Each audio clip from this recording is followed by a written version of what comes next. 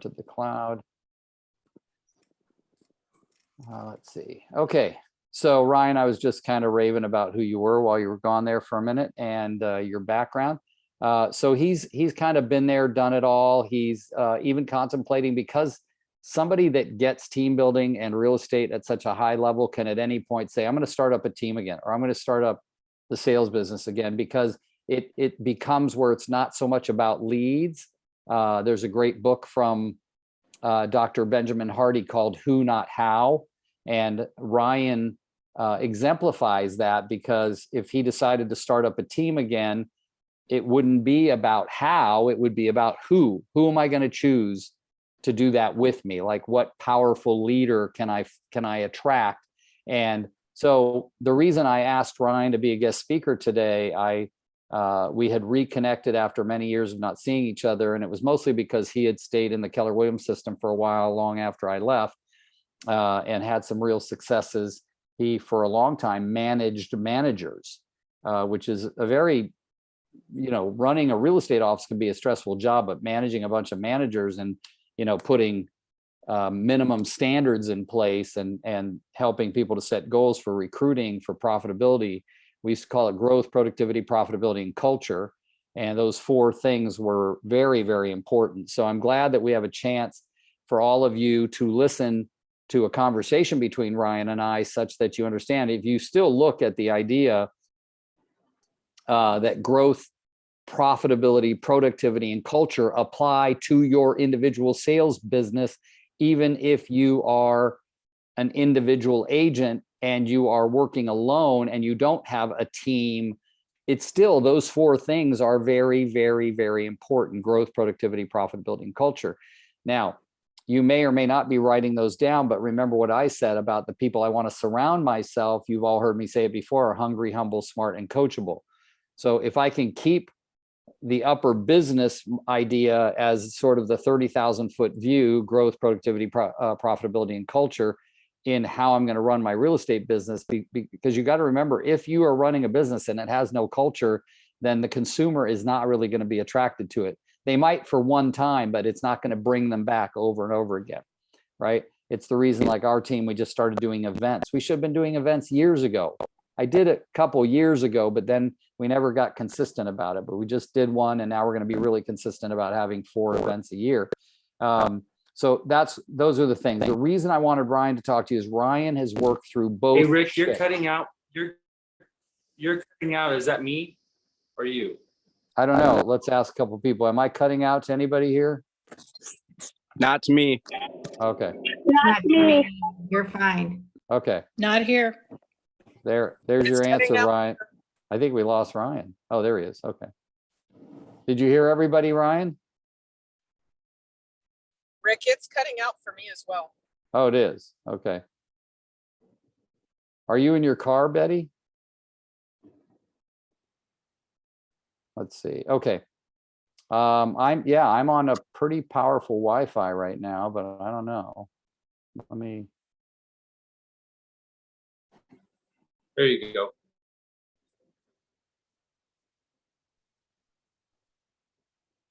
Okay. Can everybody give me a thumbs up? Oh, it's saying my internet connection is unstable. What the hell? I'm at home.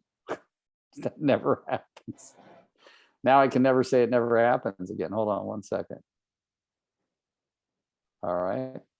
Okay. Is that better now? Everybody give me a thumbs up if everybody can hear me? Okay, good. All right. So Ryan, how's your reception now? Can you hear me okay? Ryan's frozen. Thank you, Sherry. Let's see. Oh, we lost Ryan again. Well, I guess it must be Ryan's connection. Oh, no, there's Ryan. He's now down at the bottom of my screen. There he is. He's moving around.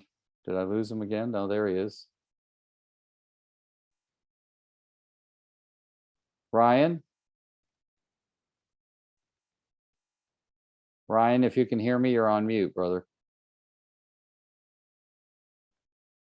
Okay, so I'm gonna, there you go.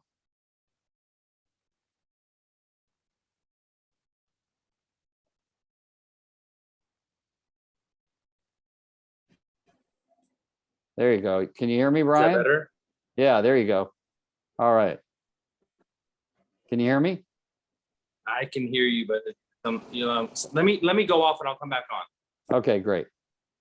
Okay, in the meantime, guys, I want to share something with everybody here, and you can use this or not use this, but I think it's valuable.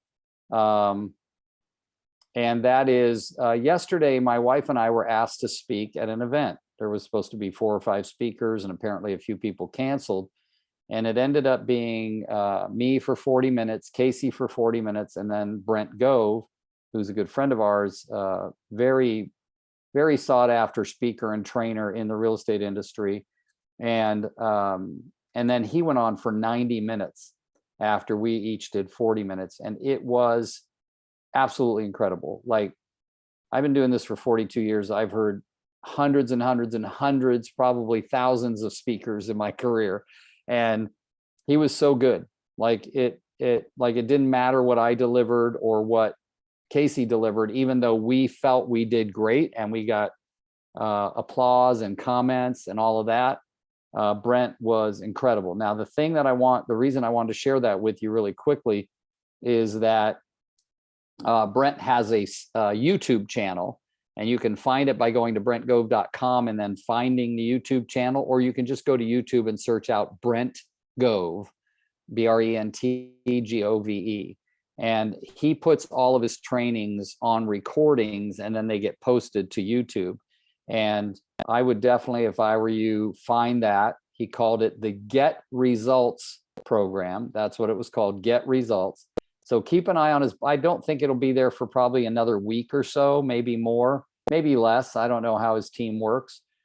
But if I were you, I would definitely grab that YouTube and listen. It was probably the best 90 minutes I've heard in a long time. It's a total of about 3 hours if you include me, Casey, and then Brent. It was really, really, really great. And a lot of good tidbits in there. Balia, you were there. What were your thoughts about the event and what you heard from Brent, et cetera? It was my first time to hear him speak, and he's definitely dynamic. It was just a great overall seminar that I attended for the first time as a new XP. So I highly recommend it. If he does come back or he does another event, if you can attend it, definitely do that and bring some guests with you as well. Yeah, it was amazing. It was amazing. It was up in Placer County, but there were a lot of people that drove more than 2 hours to get there to hear the 3 hours worth of talking. So Placer, and for the people that are in Oklahoma, yeah, it would have been a several day drive, but don't worry about it. You can pick it up on YouTube. So, and of course, Tristan, who's in Minnesota, you wouldn't have wanted to drive either, but still good. All right. So do we see Ryan? Is Ryan on? I don't see him anywhere again. I think he's definitely having some tech problems. So let's go with this, since I don't have Ryan on. I'd love to talk for a minute about dealing with real estate during the shift. Let's see. He's texting me. It must be because we're all here and doing well. Okay. He just said, is it only on my end? And I said, it must be, because we're doing fine. Let's see. He's coming on again. Yeah, so if we can get him, we'll get him on, and if not, then I'll start going in a different direction, because I did have. Okay, Ryan, you can unmute. We got you back. Put you on my phone because for some reason my iPad's not working. Let's just see if I can set you up on my phone. Sorry about that. Okay, that's okay. You actually sound really clear right now, so that's good to hear. Okay, well, let's see. You're going to be on my phone, so That's see if- okay. Oh, that's let's see fine. if we can see. We just need to hear your voice, and of course your long curly locks. There you go, Goldilocks. There you go. All Good. All right. right. Great. Well, good to have you, and thank you for joining us. You're in Palmdale, California right now, or Lancaster? Where are you at? Yeah, apparently where there's no Wi-Fi. Yeah. Oh, okay. That's what it is. Yeah. Well, it's it called is. middle of nowhere. They also call it BFE. Things like that. Yeah. No Wi-Fi. Well, you are in Yeah. the, what do we call it? The high desert or the low desert? I don't forget what we call it. It feels. No, I'm kidding. It's the high desert. Yeah. It's the high, Okay. it's definitely we're stuck in a valley over here. We're surrounded by mountains, very hot, very cold. But you know what? It's you get this about me. It's where my kids are. Yeah. They moved away 12 years ago. I followed. They moved back. I followed. So Yeah. until they're all grown up. Yeah. You're a great dad. So the thing that, like I said to everybody here, we've been talking about speaking and talking about what we can do differently in real estate. One of the things that came up in the seminar that we were at yesterday was it still works to do door knocking. You just might have to knock on a lot more doors. It still works to do open houses. You just might have to hold more and more hours of open houses. So everything still works. You just want to do more of it. But Ryan, since you coach teams and agents, individual agents, you've brought a lot of people from smaller individual agents up into big teams. Tell us what you're talking to people about now, about how to deal with real estate in the shift, and also include some of your own story, because you had a really big team. You went through the REO shift and all of that stuff. So share with everybody some of the lessons you've learned and what you coach people to do differently now. Yeah, the market shift is a really interesting thing because having only been through one and now going through, I think, another one, right? I remember in 2005, 6, 7, I mean, I was slammed. I was 33 deals my first year, 60 the next. Like, I was super busy. And towards the end of 07, I remember my team leader coming to me and going, it was not even towards the end, it's probably the middle. And she said, are you applying for REOs? What are you doing? Are you doing BPOs? And at that time, I believed that you had to have a lot of money to do it. You had to have the bank reserves. You had to have the experience. And so I said, no, I'm selling land, and they're large commissions, and I'm happy doing that. And she's like, well, you better watch it. And sure enough, my land deal started backing out. And I remember thinking, was I a one-hit wonder? Was this like 3 or 4 years, bang, and I'm out? Because I have no deals. And I just buckled down and started applying for REOs. And probably my biggest thing back then was mindset. I believed that it was too late. I believed that it was too hard. I believed that I didn't have enough money. Thank God I was able to, go inside and work on my mindset. I ended up selling that year 2018, 210 REOs. So it was my biggest year. I had REOs up and down the state. Not being active in sales today, right? But having very active clients that I coach. Rick, I don't know what you guys are hearing or what you're feeling, and I'm totally open to go back and forth on this, but it seems very similar to, I mean, very similar. Yesterday, I was talking to a friend of mine who's in real estate up in SAC, and she's telling me stories, and she says, but I don't think there's going to be a big dip. I don't think we're going to see, I don't think this is going to happen. And I go, but everything else is happening. Yeah. Everything else is happening. So I don't know that we're going to get slammed. Who knows? No one knows, right? I don't know that we're going to get slammed by whatever, right? Go ahead. No. And I appreciate that your honesty there, because there's so many things that would lead you to believe, as even economists are saying, that there's still such a big housing shortage in the United States, across the United States, something like 5 million housing units short, based on the job market and the number. And I've shared it with this group before, but not with you personally, but that there are about 55 million more 30-somethings in the marketplace now than there were in 2008. So if you take the fact that, and 50 to 60% of the buying public is a 30-something, right? Mid to late 30s are buying a lot of the houses out there. That's the millennial population that is ranging. I think the youngest millennial is something like, what is that? 95, 05, 15, about 26 to 42, 26. Yeah, 26 to about 42 years old are millennials. And when you look at that and you say, gosh, a lot of those millennials are buying houses, and there's 50 more million of them now than then, you'd say, okay, well, we're not going to really experience it too much. But when we recently had, I'm going to pull it up and share my screen, STARK. We recently had the government relations manager and the statistics manager of our local board of realtors come on and talk to us during our team meeting. And he was amazing. He, let's see, here we go. It's here, David Stark. There we go. I'm going to share my screen. And look, even if you are outside of California or not in the Bay Area, these will show you kind of what, if it's happening in the East Bay, it's happening everywhere. The East Bay, for those of you outside of California, is the part of the Bay Area that's across the bay from San Francisco. So it would be Oakland, California to San Jose, California, in and around there. And if you look at this first graph, homes for sale in the East Bay, and you look at, oops, sorry, I'm messing this up. Hold on. Let me move this out of the way. If you look at just this graph, this is the whole East Bay. So it's 2 major counties.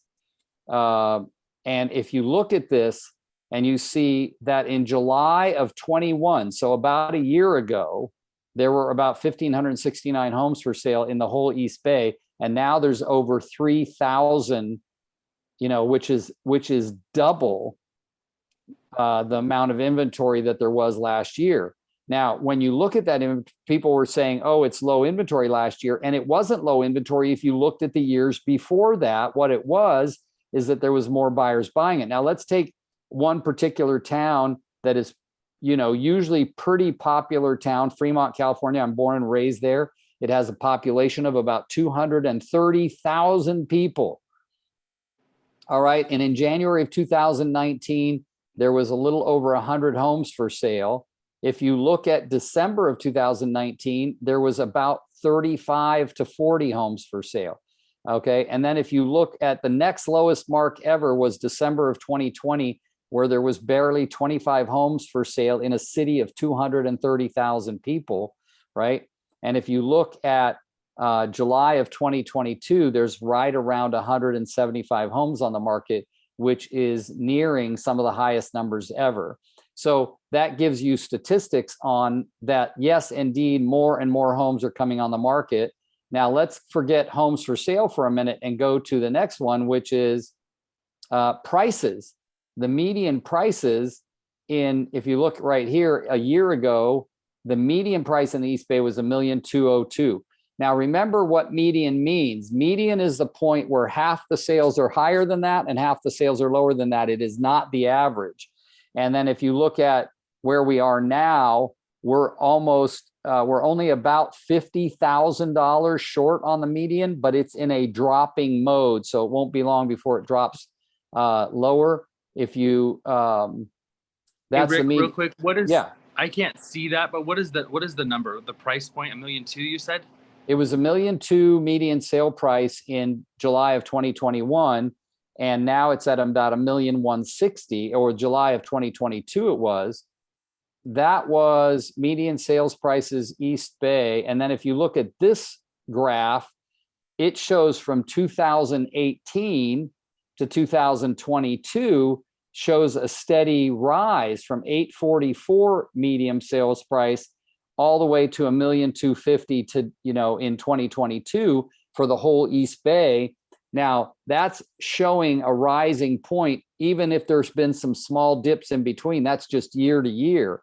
And that, when you look at that, the public can think, oh, things are great, nothing's changing. But the fact is they are changing. If you look at median sale prices for the city of Fremont, just look at the drop, right, from $1,600,000 right here. Let's see, it was at $1,800,000.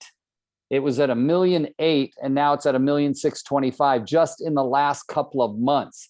So think about a $200,000 drop in median sales price. $200,000 in Oklahoma, that would be devastating. Wait, right? Go back up a little bit, Rick. That's the Fremont. That's just the city of Fremont. In the last 2-3 months, the median sales price has dropped over $200,000 or about $200,000. So the reason I'm sharing those with you is to say we can't stick our heads in the sand. And Ryan, name some of the cities or areas that some of the teams you coach are in. I know that you have a couple of large teams that you coach. Yeah, so I coach my main team that I coach is Team Fit. They're out of San Francisco. They live in Walnut Creek, actually, in the East Bay area. Yeah. But they are out of the San Francisco Compass office. They're a team of 8 or 9. And then I've got an agent, Tatiana, who lives over in the East Bay area. Another one, Nash, in the East Bay. Marissa's in Sacramento. Yeah. So most of mine are in Northern California, which is where I've been for the last 10 years, right? Right. And so they're going to experience some of these things because typically the East Bay and the West Bay mirror each other, just that the West Bay tends to have higher average sale prices, but they tend to mirror each other in activity. Yeah. So you're going to see that your teams are experiencing this stuff. And sometimes, listen to this, I think Ryan will agree with me, the ignorance of these items is okay. In other words, if you're just still out there killing it, like doing your job, Brent said something yesterday about you just have to be an extreme maniac. And he was talking about when he was 100% broke, he had lost everything. And he said, instead of just going to do a 3-hour open house, he did a 12-hour open house. And he'd tell other agents and they go, well, that's a little extreme. And he'd go, hell yeah, it is. I'm broke. Right. So he said, the problem is we don't have a fear risk or a failure risk. We have an ego risk. He said, and I had no ego because I was broke. So instead of worrying about what other people thought about me, I just went maniac, right? Yeah. And he talked about the importance of ignoring what's going on around you, because in every market, no matter how great or how bad, there's the guy in the one office that's doing nothing. And then there's the guy 2 cubicles down that's killing it. Why? It's the same market, right? And that guy could have been Ryan McCarty in the end of 2007 doing nothing, broke. Right. And going, oh shit, I've got these 3 little kids. I've got this wife. Like, I have to hustle. And I just beat the pavement and just not the pavement, but the internet, right? Started applying for REOs. And thank God that turned around. But, I think. Well, wait a minute. Yes, I'm big on religion. I thank God every night and every morning. However, think about what you did. What did you do? You went into action. You didn't freeze, right? I did a little thing yesterday when I said, look, this is my 5th recession. I had the microphone in my hand and I went, this is how I'm dealing with it. It's no problem, right? Because I've experienced before. And even though you said at the beginning, Ryan, you said, this is only my 2nd one. You went through the mother of all recessions. Yes. The one that was both recession-based and man-made because of all the lying and cheating and appraisals and collusion and all this stuff that was discovered later. And you still went out now and tell us about that, because you hustled your butt off online trying to find REOs. Go ahead. At the time I had a large team, right? Like we had the Double Truck and Homes and Land magazine. I had 2 business partners and 5 or 6 buyers agents. We were all posed and we looked pretty, we were in that Double Truck. And when it wait, most people, Brian, don't know what a double truck is, but that's 2-page ad inside. When you open the middle of the paper, a double truck was like 2 pages and everybody was spending money on that kind of stuff. Some of you are too young to remember that, but we were posing back to back and next to fence things, all the stuff, right? But man, when that market changed and you go from having, money, 60 deals a year and having money, or 70 deals, whatever I was doing at that point. And then they all start, literally just canceling my land deals. They were, 30, 40, 50, $60,000 commission, just canceling. Yeah. And they're going, we can't build. We're not going to buy anymore because look what's happening to the market, right? And so for me, it was about go in the office, shut the door, right? Turn out all the noise, because I had been listening to the noise for a long time. Yes. And the noise kills us. The noise is what takes us away from what we must do. And I'll tell you, the noise came from my peers, Rick. That's what's a shame. I'll say it's a shame. But the noise came from my peers. It came from the REO agents that were already doing it. I'd go to, I could name names, but I won't. I'd go to people in my office and go, hey, is it true that, how do I, and do you apply like, and you're just getting shut down? They go, you're not doing this already? Do you have $200,000 in the bank? Oh, you need reserves. They won't hire you unless you're able to do trash outs and remodels. And so I was like, I'm just going to try. I'm just going to try. And I remember back then my team leader was Amy Constantine. And I said, she said, are you into REOs? I said, I think it's too late. And she said, who told you that? And I told her the names and she said, do you believe them? And do you care? And for me, that was the thing. It's like, sometimes that noise comes from the people that we think we should trust. It's from the people that are doing what we want to do. And maybe we're getting discouragement from them, or who knows what their motivation was around it. And probably a lot of it was true. They probably had a lot of money out. They probably had, and they had been through other recessions. So they had done this before. But for me, it was like, go in the office, REO accounts. Like I just started searching, just started looking, looking at other listings. Where are they at? Who's taking all the listings? Where are they getting them from? And I started applying. I would apply, I would register, I would call every day, right? And I made that person on the phone, whoever would answer, whether it was the receptionist, and that's as far as I could get with Nations REO or whatever REO company, I made it my point to make that person my hero. I was like, listen, I know you get phone calls every day from probably 100 people. I am looking in this specific area of California. What do you have over here and how can I help? What BPOs do you have, right? And so I just probably did what Brent did. Yeah. And went gangbusters. I mean, Yeah. It went crazy. I went from one assignment. My first assignment got assigned to me in January of 2008, and it was in Bakersfield. And if you know where that is from me, that's an hour and a half away. Yeah. And I like to reach for the fake it till you make it, tool. Yeah. And I go, okay, let me find a Keller Williams Bakersfield agent. And I partnered with him and we sold the listing and we went pretty quick. And next thing you know, I'm getting other properties from other companies. And two of my asset companies weren't getting much in my areas, but every time they did, I sold them fast. And I would say, well, what else do you have? What can I BPO for you? What else do you have? What's next, right? Because that asset manager's job is to move those properties as quick as they can, right? And so I thought I need to help them get a raise. Yeah. And I would sometimes say that to them, listen, I don't know how you bonus or what you do or what your incentives are, but obviously the more properties I sell, the better I do. So I'm assuming it's the same way for you. So how do we make a bunch of money and hit our goals, right? Like I would have those kind of conversations. And I remember going, at one time I emailed one of my asset managers, the coolest thing. And her name was April Wilkerson, and write it down. And so April emailed me back one morning. I said, April, I'm so excited, just got this. What else do you have? And she said, Ryan, me and my boss were talking about this. We'd love to give you more, but everything we have is in Northern California. It's super far southern. It's Sacramento. It's Antioch. It's over here. And I go, well, I'm a broker.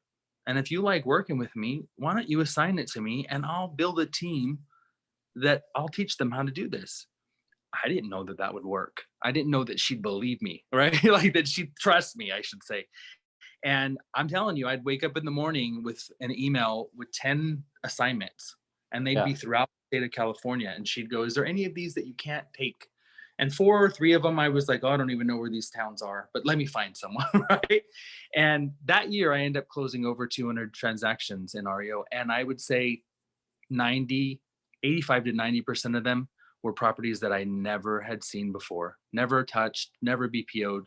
An entire team, entire league of people throughout the state were helping me. Yeah. And that was a lot of fun for me back then. I didn't like the foreclosure part and the trash outs and moving people out, but man, it really, it's been a mindset story that I have told for years, because, when you have 3 little kids, and they were little at the time, and a wife that doesn't work, and you wanted it that way, and you're used to making $250,000, $300,000 a year, and all of a sudden it's October, November, and your deals just start dropping, you kind of don't have a choice. Either you stick your head in the sand, or you just stick your shovel in the sand, right? And you start digging a deeper well, and that's what I did. And yeah, Rick, I do thank God for it, because, I thank God for everything, all the success. But, you know, and it was the hard work. It was just, and mindset is where it started, believing that I could do it, you know. And so right now, when I'm talking to my team and people and the agents that I coach about, and this is why I was on the phone with later last night with Marissa, is what's going on in your market. Like, are you starting to see an uptick in REO? Are you starting to see price drops? Are you seeing a $200,000? How can we argue that the market may not get beat up if we're seeing that's called beat up, a $200,000 reduction in a median price, right? Like, that is, like you said, if that was Oklahoma, it's annihilates the market, right? So I'm helping my agents like really stay focused. We're starting to have conversations about REO. We're starting to talk about applying for them. They are resistant right now because they've been in the market that they've been in for so long. And I think a lot of realtors, a lot of people want to believe that, well, there's no reason for the market to tank. Well, I don't know, an interest rate jumping 2 or 3 points, that kind of hurts, right? So I'm just trying to focus with my agents on having a pulse on the market. But right now, and what I've been doing for the last several years with them, and I don't know if I'm sure you've heard of Ninja Selling, Rick, right?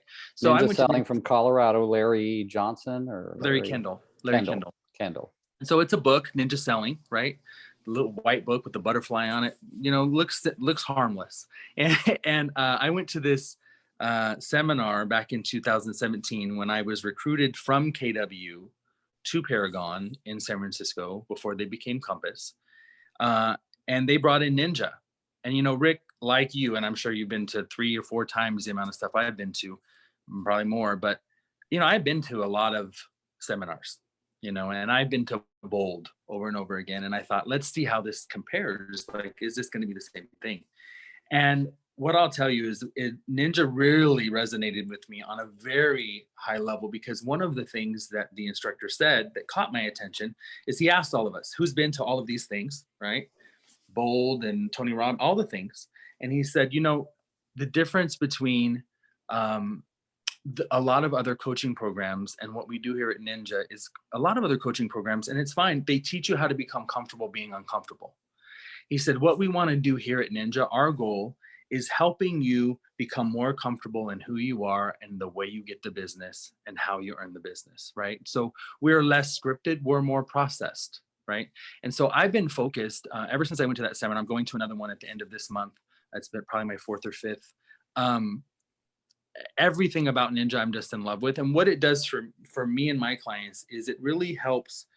You know, my favorite quote from Ninja is, when you're drilling for water, it's better to dig a 100-foot well than it is 101-foot wells. And when I heard that quote, I saw in my mind a visual of that quote. And I saw the realtor running from well to well to well to well to well to well to well with their shovel, with their bucket, right? Trying to figure out where their leads are, looking out on the horizon, going, where is my next deal? I just closed escrow, or I just ratified. What am I doing? And I had been that person for so long. You know, every time you close a deal, every time you ratify, every time you take a listing, you're going, oh no, where's the next one? Where's the next one? And what Ninja taught me was that really all the business we really need is right underneath our nose, right? And because statistically, what we know from NAR, because they go out there and run the numbers, we know that throughout the nation, everyone knows 10.2 realtors, right? Everyone knows every household knows 10.2 realtors. But if you looked at the East Bay, now back when I was working there and ran the numbers, it was on average 20 realtors. Every household knows on average 20 realtors. And I would like to say they don't know them, right? They know of 20 realtors. So they may not be top of mind, but if they audited who they know, they go, oh, I do know 20 realtors, right?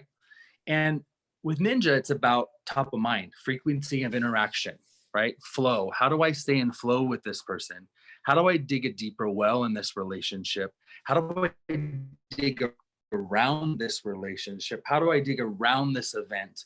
And instead of looking up every time, right? I mean, a lot of agents, right? You start your business and you get your first referral and you get an open house lead and then another referral and they refer you someone. And then you take your money and you go, I'm going to invest that in Zillow and I'm going to invest that in realtor.com. And what I'm teaching the people I work with and have for the last few years is put that on hold. Go spend money on the people that made you money, right? What would it look like if you said, hey, Bob, or hey, Rick, I'd love to take you and Casey and me and my partner out to dinner. I've got a table for 8 over here at in Walnut Creek at so-and-so restaurant. It's my favorite place. And I would love for you to bring 4 of your best friends. Let's celebrate. It's been a year since you moved in. It's been a month since you moved in. It's been whatever. We need to be in front of other people. What we know is people are looking for an experience, right? They're not even they don't care so much about how many you sold or how much you did this year. That's more for you, right? What they care about is, how do you make me feel? How did this feel? Was this fun? Was this enjoyable? Was this stressful, right? And did you care, right? And so I like to really dig into Ninja and dig that deeper well by really staying in more, communication, right? They want the experience. How does it feel? A couple of years ago, I went to a luxury retreat, and the founder was up there, and she said, we've done the research, and what the affluent are looking for is in their real estate transaction is the experience. How does it feel? And then she began to talk about first class, right? And those that fly first class. And this has resonated with me so much. And she said, so you get on the plane, and she said, you've got the option first class, or you can sit in coach, right? And most people pay coach, right? Most people sit in coach. They sit in the back of the plane, and they walk past the people that pay $2,000 or $3,000 more to get to the same place. Why did those people pay $2,000 or $3,000 more to get to the same place? The experience, right? They want that little bit bigger bag of peanuts. They want that real cup for their drink. They want Excuse me, they're warmed up. They're warm. Okay, sorry. They want that experience, right?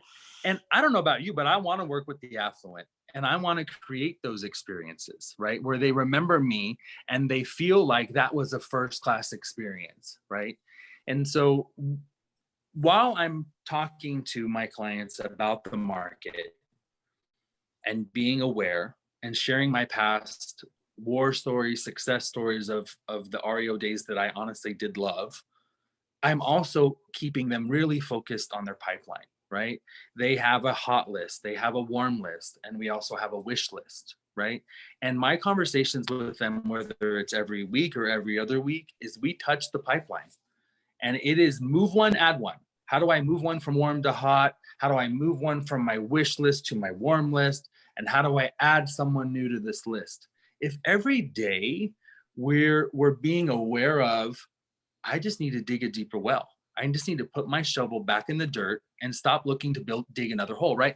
And that visual that I started to share is I see realtors running, and when you say that 100-foot well versus 101-foot wells, I see the realtor with their bucket and their shovel going from Zillow to Realtor.com to open houses to Facebook to this to that to all of these different sources where we can get water, if you will, and get leads. But what are we missing that's right underneath our nose? And I think for me, if we know that every household knows on average 10.2 or in the Bay Area 20 realtors, how much more do we need to stay top of mind? But is top of mind a magnet on your fridge? Is top of mind a call in the morning that says, who do you know that's looking to buy or sell? Or is staying top of mind really being focused on their forward, right? Their family, their occupation, their recreation, their dreams?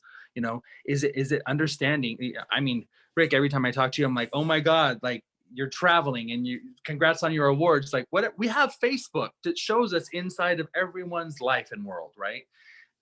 It's connection, right? What can we use? What do we know? And I'm always teaching them, when you're working on your pipeline, what's their forward? Everyone has a forward. What's their forward? So when you bump into someone at Starbucks, you're like, oh my God, I haven't seen them in so long. What's their forward?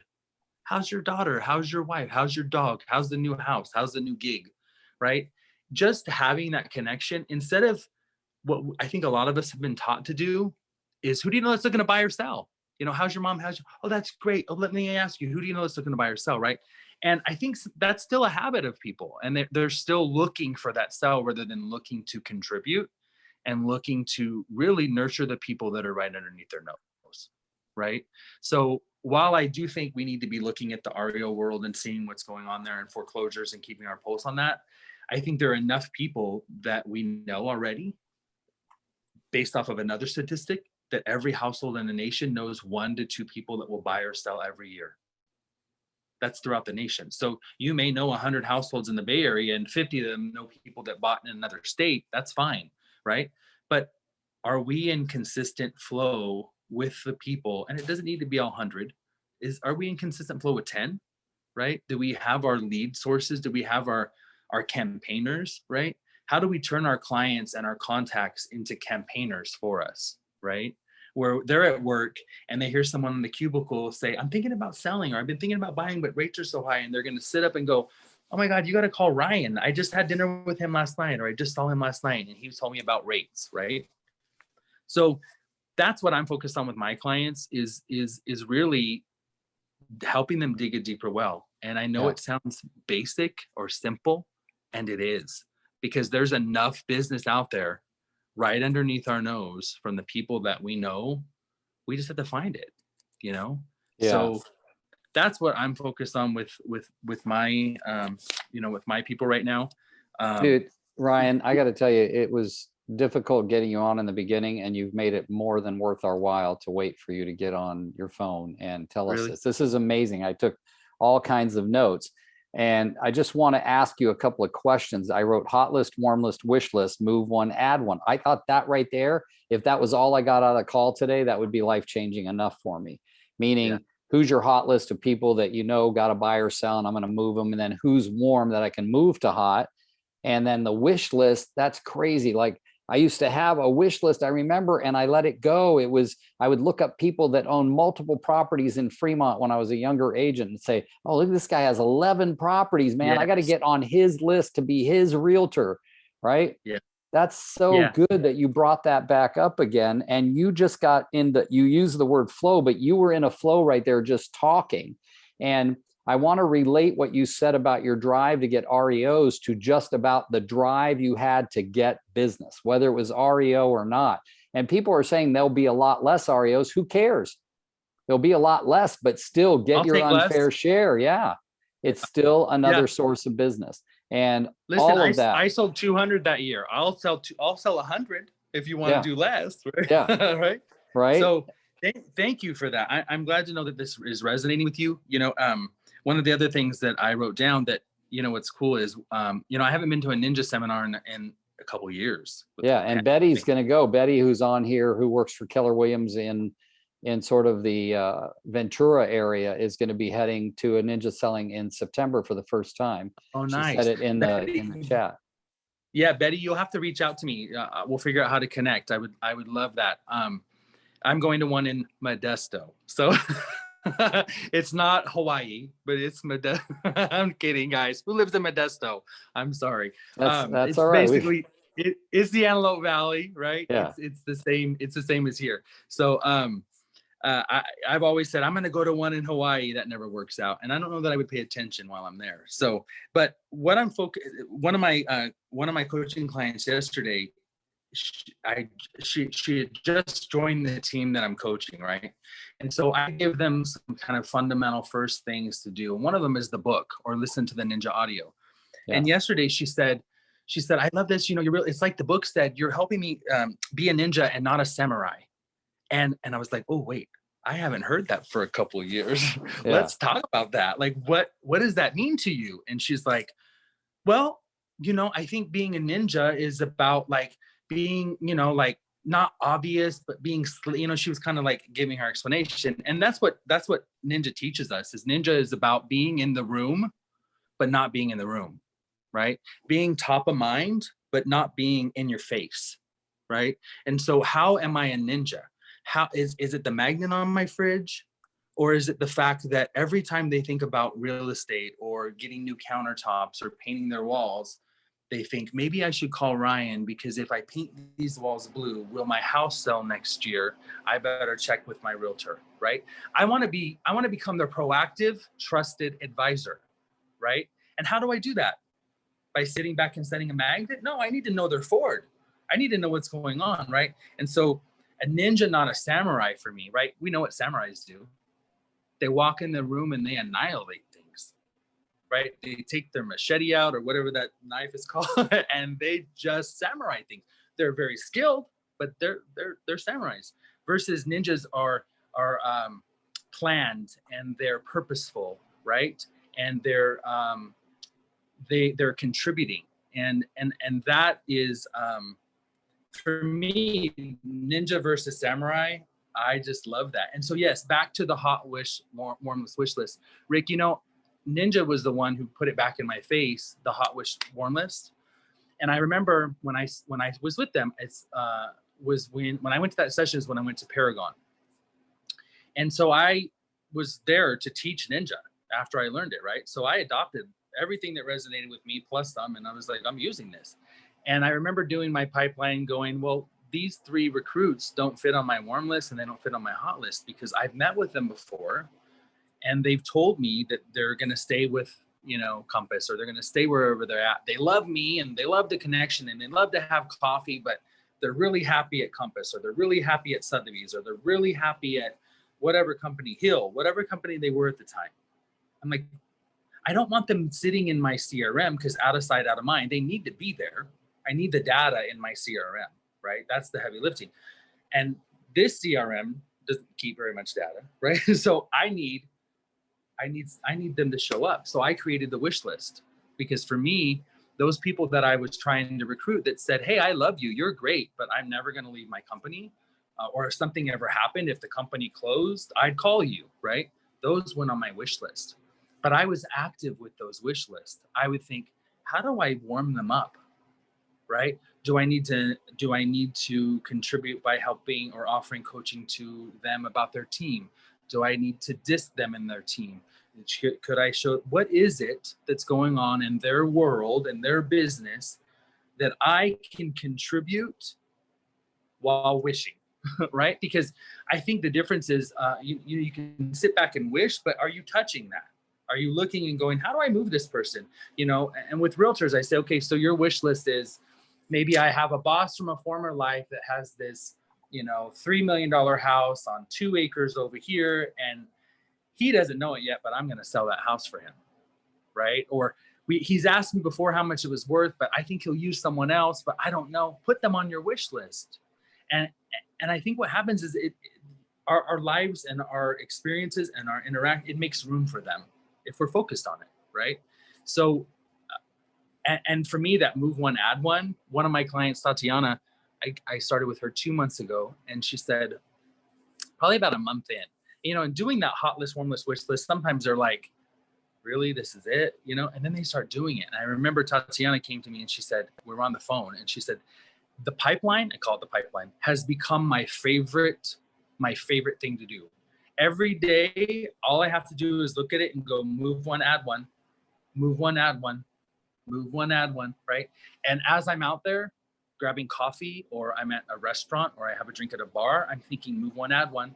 Does this person belong on my pipeline?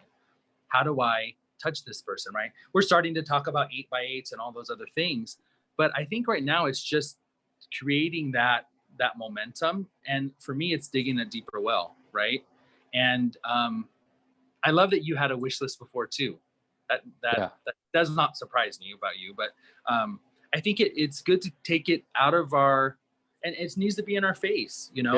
Yeah. For me, it's a spreadsheet, you know, that back then when I was recruiting, I had it printed. It was in the top of my drawer so I could see it, right? Right. You got to do whatever works for you, you know. Yeah. But I do think, you know, the CRM is heavy lifting. Our brain obviously can't keep it all and remind us every day. So if we had just the hot list, warm list, wish list pipeline, that's really your vital signs, I think. Mm-hmm. That really you look at that and you go, how do I feel about this? Do I need to get working on this? Do I, you know, am I broke? Right. So this is awesome. This is awesome. And so guys, first, I tell people all the time, there's no recruiting, no selling on this call, but I do want to sell Ryan a little bit. He's a good friend of mine. I've known him for years. He helped me out in some of my hardest times when I had my Antioch Keller Williams office, and he went on to do even greater things from there. but Ryan is an incredible coach. So Ryan, a couple of things. I've taken a lot of notes. If somebody wants to talk to you about your coaching or, hiring you or anything like that, or even just get a hold of you, I know it's tough on the phone, so I'll put it in there. Can I put in the email that I send out to everybody, can I put your cell phone and email address or what? Or do you Yes, have a way please, that you please. prefer people get a hold of you? No, cell phone. Just best thing for me is cell phone. Text me, Okay. call me. Okay, and then I'm putting, guys, I took a lot of notes in the chat. If you haven't looked at them, there's a link to buy the Ninja Selling book. There's some notes on what Ford means. Ryan used the term Ford quite a bit. Ryan, what's your cell phone? 415-987-4198. Okay, it's putting in the chat, guys. And then your email is realtorryan@msn.com or Real Estate Ryan at real, MSN.com. realestateryan@msn.com. Okay, got it. Real estate, yep, it's all in there. It looks correct. I know it's tough to see on your phone, Ryan, but I put it in there. And then we'll put all of that into the email that we send out with the recording before our next call. So Ryan, you're suggesting that read the book first of all, create a hot list, warm list, wish list, stay top of mind with people. I love the analogy of the samurai versus the ninja. I've spoken to Larry. He's been on calls that we've been on as coaches at the same time, but I've never read the book, and I feel horrible that I haven't now after hearing about it for so many years. Oh, you'll love it. Yeah, so I just purchased it literally, so it's gonna come, and then I'm gonna buy it on Audible so I can hear it also. Yeah. So I want to thank you, Ryan. I know that you are busy. You got a lot going on. You're getting ready to go on a business trip with some of your coaching clients. We appreciate the time and energy that you took today. And I know Betty very well. She's amazing. I hope you two will connect when you. Betty, if it's okay with you, I'll send a group text and introduce you to Ryan since you guys are both personal friends of mine. Okay. That'd be great. Yeah. All right.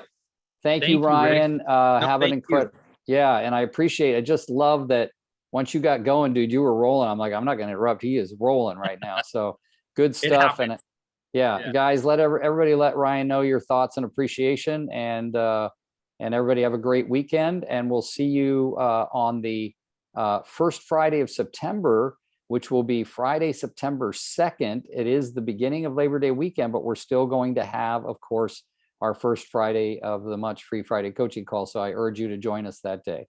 Take care, and everybody have a great weekend. Bye-bye, everybody. Thanks, Rick. My pleasure. Bye-bye. Great information. Bye.